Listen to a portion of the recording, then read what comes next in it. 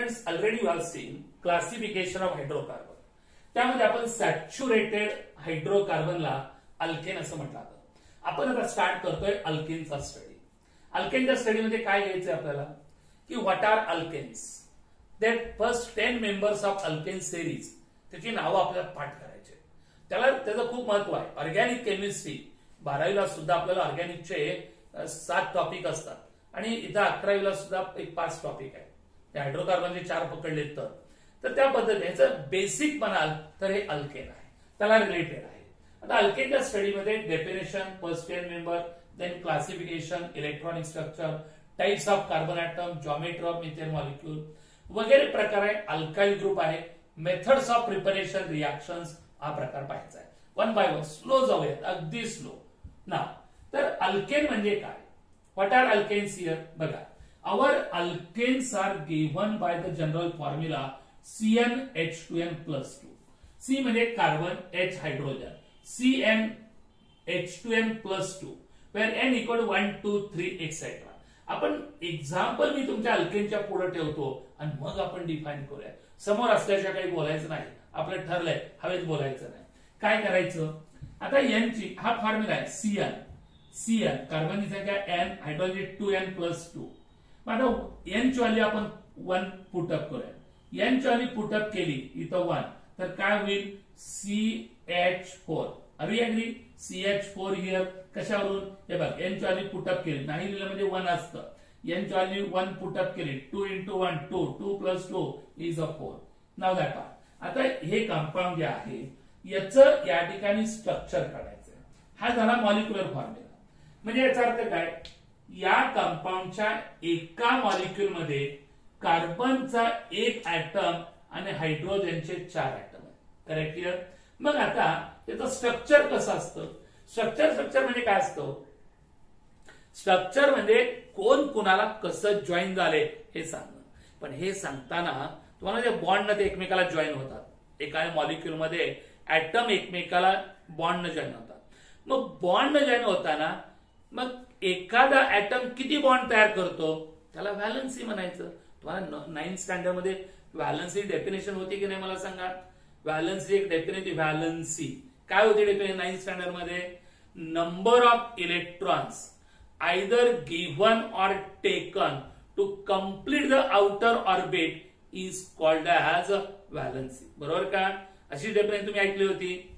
Number of electrons either given or taken to complete the outermost orbit किंवा complete the octet is called as valency. आता कार्बनची valency किती असते आपण सगळे मिळून ठरवू. Do you know here this is a symbol of carbon. What is atomic number of carbon? 6 here. पण अटॉमिक नंबर म्हणजे नेमकं काय? अटॉमिक नंबर जे मोस्लेनं periodic table, modern periodic table देताना एलिमेंटची कुठली प्रॉपर्टी विचारात घेतली? Atomic number. अटॉमिक नंबर म्हणजे काय? त्यात असणाऱ्या प्रोटॉनची पर्यायानं इलेक्ट्रॉनची संख्या. कुठल्याही ऍटम मध्ये number of protons are exactly equal to the number of electrons. हळूहळू नॉलेज वाढत जाईल तुमचं. पुढे एक टॉपिक आहे आपल्याला 11thला, स्ट्रक्चर ऑफ ऍटम. नेमकं ऍटमचं स्ट्रक्चर कसं असतं याच्यावर एक टॉपिक आहे. इमॅजिन करा. बेसिक थिंग या ठिकाणी लागतात. मग आता मी काय म्हटलं तुम्हाला की एखाद्या ऍटम मध्ये, in an atom, number of protons, nucleus मध्ये प्रोटॉन आणि न्यूट्रॉन असतात आणि न्यूक्लियसच्या भोवती जे सर्क्युलर गोलाकार पाथ असतात त्याला कक्षा म्हटलं जायचं, ऑर्बिट म्हणायचं, शेल म्हणायचं. त्यात इलेक्ट्रॉन फिरत असतात.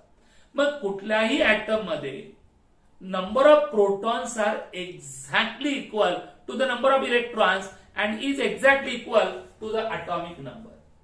अटॉमिक नंबर म्हणजे त्या ऍटम मध्ये असणाऱ्या प्रोटॉनची म्हणजेच पर्यायाने इलेक्ट्रॉनची संख्या दर्शवतो.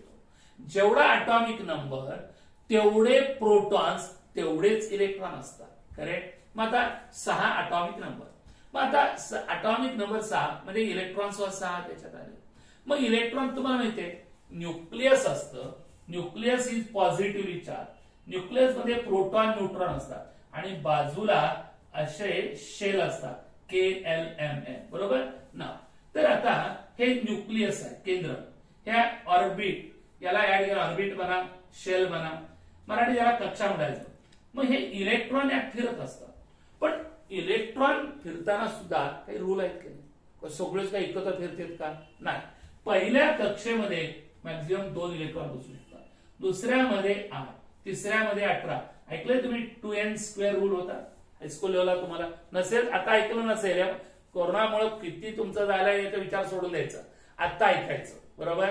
पहिल्या कक्षेमध्ये 2 इलेक्ट्रॉन बसू शकतात पहिल्या शेलमध्ये, दुसऱ्यामध्ये 8. मग आता 6 कार्बनचा 8 नंबर म्हणजे 6 इलेक्ट्रॉन, 6 इलेक्ट्रॉन. पहिल्यामध्ये 2 इलेक्ट्रॉन आणि आउटरमध्ये किती राहिले? तुम्हाला 8 असतील तर 8. टोटल इलेक्ट्रॉन किती आहेत कार्बनकडे? 6. पहिल्यामध्ये 2 गेले, आउटर ऑर्बिटमध्ये किती इलेक्ट्रॉन आले? 4. मला सांगा, आउटर ऑर्बिटमध्ये 4 इलेक्ट्रॉन, त्याला त्याचं ऑक्टेट पूर्ण करायला किती इलेक्ट्रॉनची गरज आहे? अजून 4. ऑक्टेट म्हणजे अष्टक, 8 इलेक्ट्रॉन. 8 व्हायला किती गरज आहे? 4. आणि म्हणून कार्बनची व्हॅलन्सी जी असते ती किती असते? 4. शेवटी व्हॅलन्सी म्हणजे काय? तर bond forming capacity in a molecule. 1 atom can form how many bond is called as valency. की एखादा ऍटम मॉलिक्यूल मध्ये असताना किती बॉन्ड तयार करतो त्याला म्हणायचं व्हॅलन्सी. कार्बनची व्हॅलन्सी नेहमी 4 असते.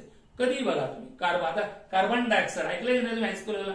आपण स्लो जाऊ. मी म्हटलं तुम्हाला बेसिक थिंग क्लिअर पाहिजे, कॉन्फिडन्स आला पाहिजे तुम्हाला.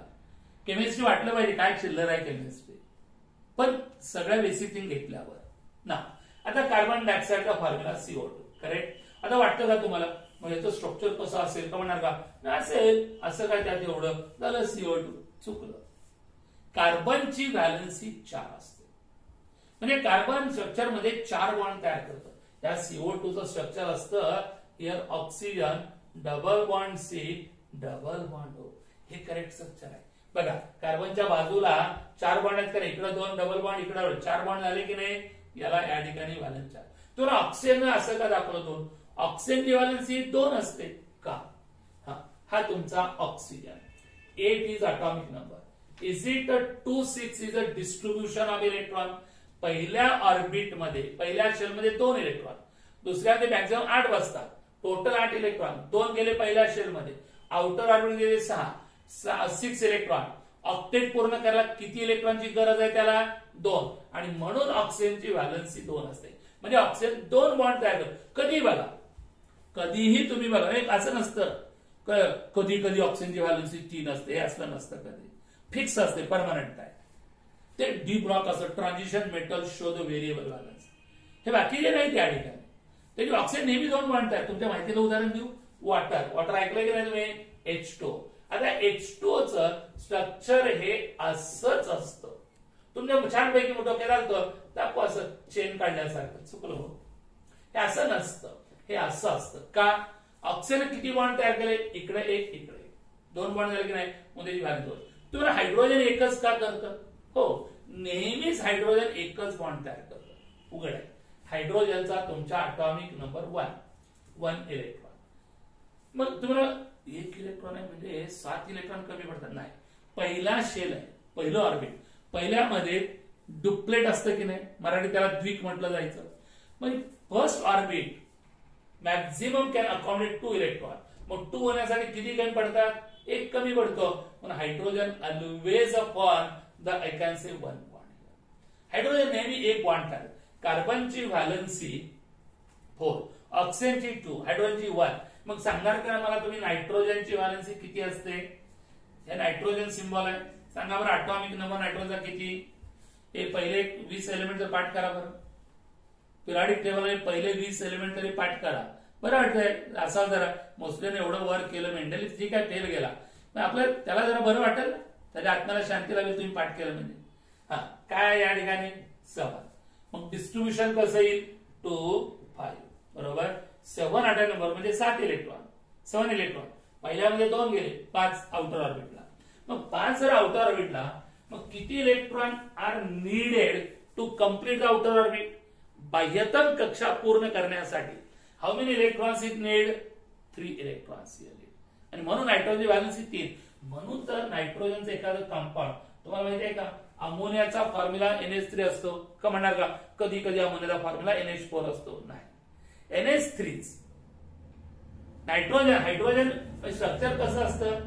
3 hydrogen atoms are joined to the nitrogen. नायट्रोजनची 3 व्हॅलन्सी 1 2 3 बॉन्ड तयार केलं आणि हायड्रोजन एकच बॉन्ड तयार करतो. Like that.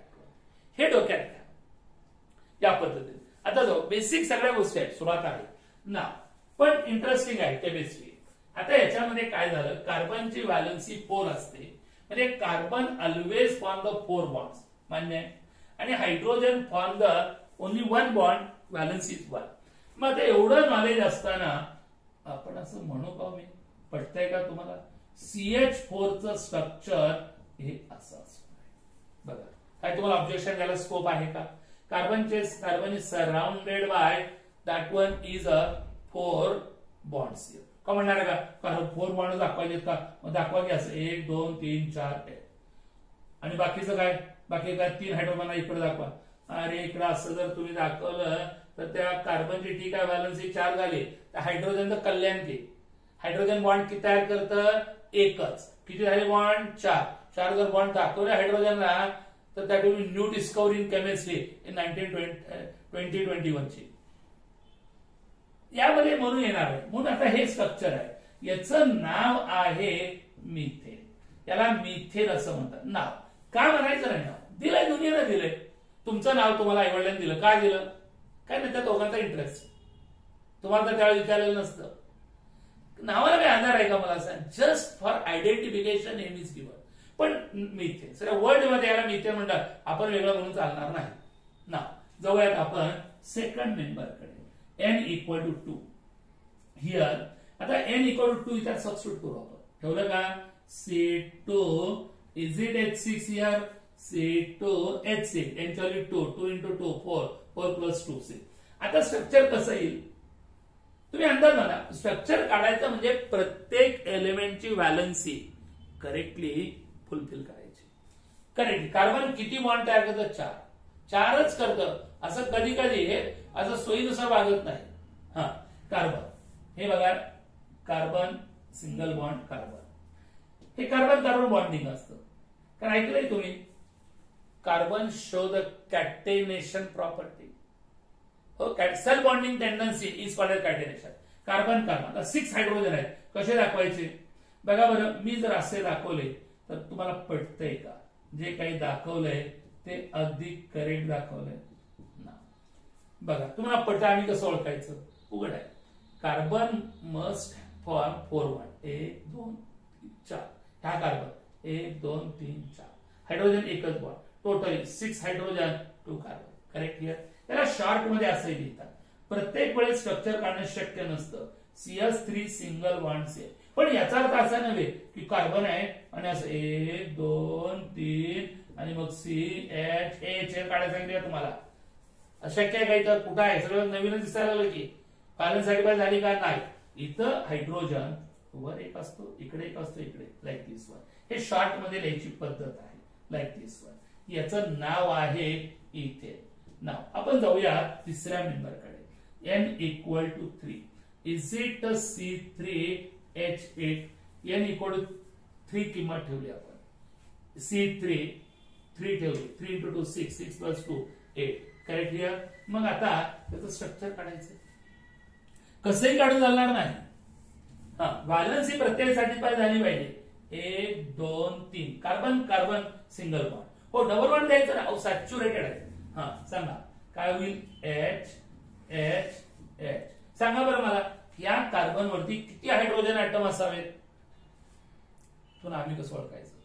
उघड्या याच्यामध्ये तुम्हाला आता कळायला पाहिजे. कार्बनची व्हॅलन्सी 4 म्हणजे 4 बॉन्ड तयार आहेत. ऑलरेडी या कार्बनला किती बॉन्ड आहेत? इकडे एक आहे, इकडे 2 गेले. मग 2 गेले म्हणल्यावर 4 होण्यासाठी इथं किती पाहिजे? 2. का म्हणणार आहे? हे दाखवा की डबल बॉन्ड आहे. हायड्रोजनचं कल्याण की नाही? हायड्रोजन नेहमी सिंगल बॉन्ड तयार करतं. बरोबर ना? म्हणून इकडे एक H आणि इथं H H H. ना त्याला शॉर्ट मध्ये असं लिहायचं. CH3 CH2 and CH3.